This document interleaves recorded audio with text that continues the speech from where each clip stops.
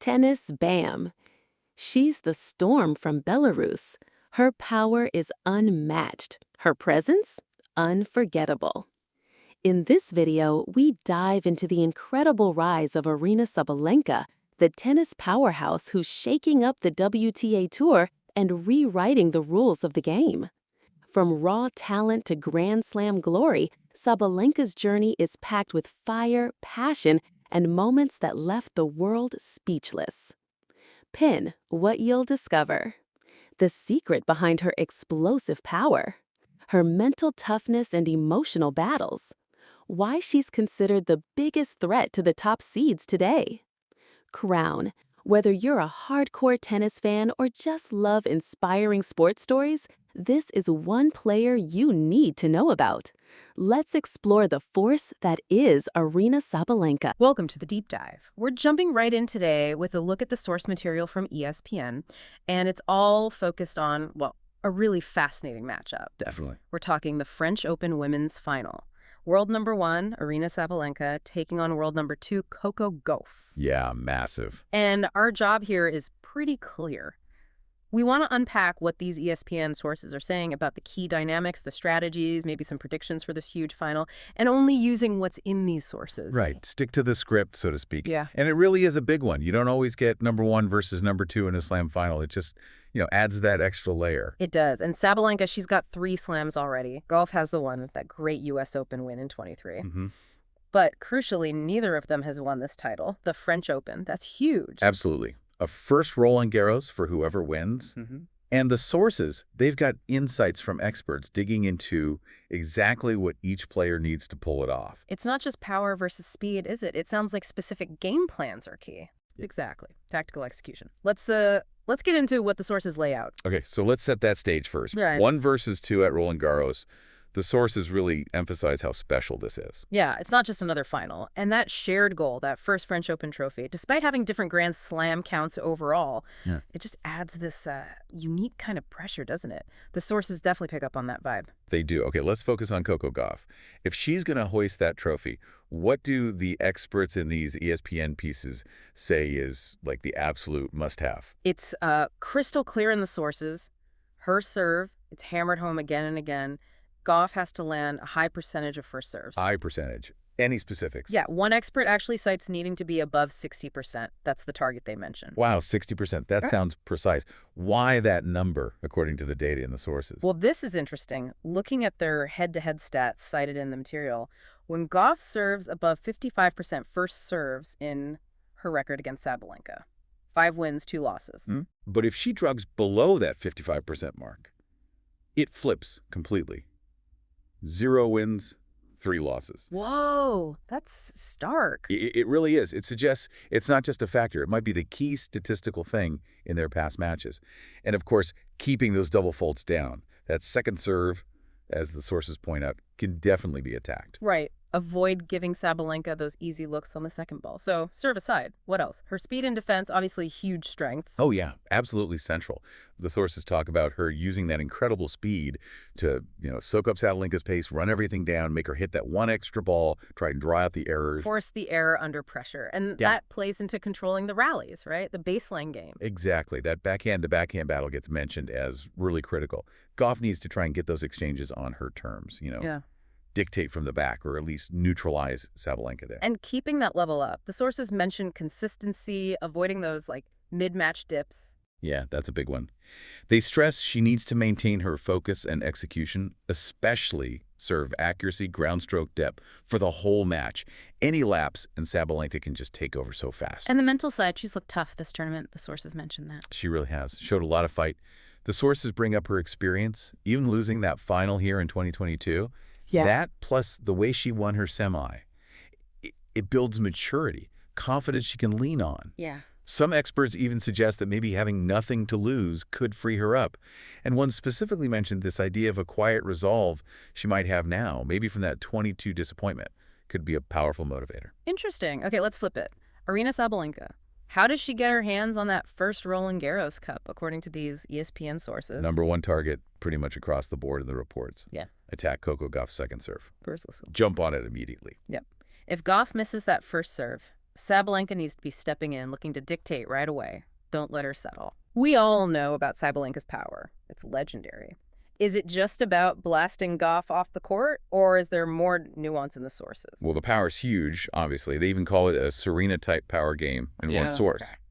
But crucially, they also say her game's more complete now. Better touch, more finesse. Ah, okay. So yeah, use the power, Yeah. but mix it up too. Spin, maybe some safer balls to reset the point, drop shots. Yeah. Especially if Gauff starts extending those rallies. Keep her guessing. Right, so don't let Gauff get into that rhythm of just running balls down. That's exactly the idea. Sabalenka should be looking to shorten points when possible. Come forward, finish points earlier. Don't let Gauff turn it into a physical grind or a mental battle over long, long rallies. Makes sense. And like Gauff, Sabalenka's own serve needs to fire too, right? Oh, for sure. Attacking Gauff's serve is key. But Sabalenka needs a strong serving day herself. Hold serve efficiently. Put pressure back on Gauff. And her confidence seems sky high right now reading these reports. Definitely. The sources note she seems to be really embracing that #1 ranking, playing with a lot of belief. And her games look sharper and sharper as the tournament's gone on. Plus that recent win over Gauff in Madrid. Yep, on clay. 6-3, 7-6. The sources point to that as, like, the blueprint. She knows she can beat Gauff on this surface recently. And handling the occasion, the final, the pressure. The experts quoted seem to think she'll be okay. She's looked pretty relaxed, apparently deflecting pressure well. The advice seems to be, focus on the match. Play the ball, not the moment. Don't get caught up in the first French Open title narrative during the points. And if she finds her absolute best tennis, that level she showed against Swiatek. That seems to be a key point for some experts. Yep. If Sabalenka hits that zone, that kind of controlled aggression they described from the Swiatek semifinal decider, the feeling in the sources is that it's almost unplayable. Very tough for anyone, Gauff's included, to handle. Okay, let's talk head-to-head. It's 5-5, perfectly even, the sources note. Yeah, and they describe the series as kind of odd. Like, no one's really dominated for a long stretch. It just swings back and forth. And the sources have some specific stats about how points have played out, especially those longer ones. Yes, this is really fascinating. It seems when Gauff wins their matches, she absolutely dominates the points that go, say, 7 shots or longer. Like winning a huge percentage, maybe 76% in one match mentioned. Wow. But when Sabalenka wins, she doesn't dominate those long points. She wins maybe 54, 55% of them in matches like Wuhan or that recent Madrid one. Still winning more than half, but not by a huge margin. So the implication is, if Sabalenka can just hang tough in those longer rallies, maybe even split them or win slightly more. Exactly. The sources suggest that if Sabalenka wins a decent chunk of those longer points, it closes off a major potential avenue of success for Gauff. It basically forces Gauff to try and win more shorter points, playing into Sabalenka's power game. That's a really key dynamic then. That the battle over point length seems critical based on their history. Absolutely fundamental, according to this analysis. And again, that Madrid match, same surface, most recent meeting, looms pretty large. It does. It's the most direct comparison we have right now. Let's pull it all together. Strategies, history, form. What are the predictions from the experts cited in these ESPN sources? Who takes it? Well, the clear consensus, the majority view in this material, is for Sabalenka. Sabalenka to win. And straight sets are 3. Mostly predicting 3 sets.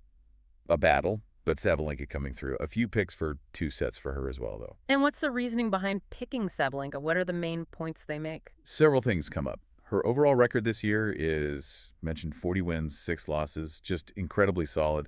Her consistency in reaching slam finals, recently 5 of the last 6, that's amazing. Yeah, it really is. Then there's the impact of that huge semifinal win over Swiatek, who they call the Queen of Roland Garros. Beating her here gives Sabalenka massive momentum, proves her clay court game is elite. They also feel Sabalenka maybe has fewer obvious holes in her game right now compared to Gauff, sometimes mentioning Gauff's serve or forehand perhaps being a bit more vulnerable under extreme pressure. Okay. And then there's that narrative angle. Winning a major off hard courts would really cement Sabalenka's legacy, maybe extra motivation there. But it's not a clean sweep. There's someone picking Gauff. Yep, there's one contrarian voice cited. Yeah. And their reasoning is interesting, less about pure stats, maybe more about the intangibles. Like what? They mention Gauff's quiet resolve, linking it back to that tough loss in the 2022 final here. The idea is maybe she's channeled that disappointment into strength. And this expert feels if Gauff starts well, lands those first serves early, this could just be her time. Her time. A bit more gut feeling, perhaps. Seems like it, based on resilience and maybe timing, yeah. Okay, so connecting all these dots, what does digging into these tactics, this history, mean for you watching the final? It just gives you so much more to look for, right? You're not just watching rallies. You're watching, okay, is Gauff getting her first serve percentage up near that 60% mark? Is Sabalenka crushing those second serves like the experts said she should? Yeah, you see the strategy playing out. Exactly. Who's winning the points that go over, say, 6 or 7 shots? That tells you who might be controlling the match dynamic based on their history. You can see the game plan, see the adjustments, see who's executing under pressure. It just makes it a much richer viewing experience, I think. Totally agree. It transforms how you watch it. So to recap, we've got Sabalenka's huge power, and that improved all-court game, her amazing recent form, maybe that legacy motivation. Against Gauff's incredible defense, her speed, that mental toughness she's shown, and maybe drawing energy from that 2022 final experience here. And that dead-even 5-5 head-to-head with the battle over point length seemingly so crucial according to the data and the sources. Yeah, and while most experts in this material lean Sabalenka, you've still got that possibility of Gauff finding that quiet resolve they mentioned. Right. Adds that little bit of unpredictability. Yeah, it really does. So here's a final thought. Drawing just from these sources, we've heard so much about the tactics, the stats, but also about mental strength, handling pressure, the different motivations, Sabalenka wanting to cement her status, Gauff maybe fueled by past disappointment. Could it be that the real decider in this #1 versus #2 battle isn't just the forehands and backhands, but actually something happening in the mind game between them? That mental edge? Could that be what ultimately separates them? Something for you to think about as you watch it all unfold.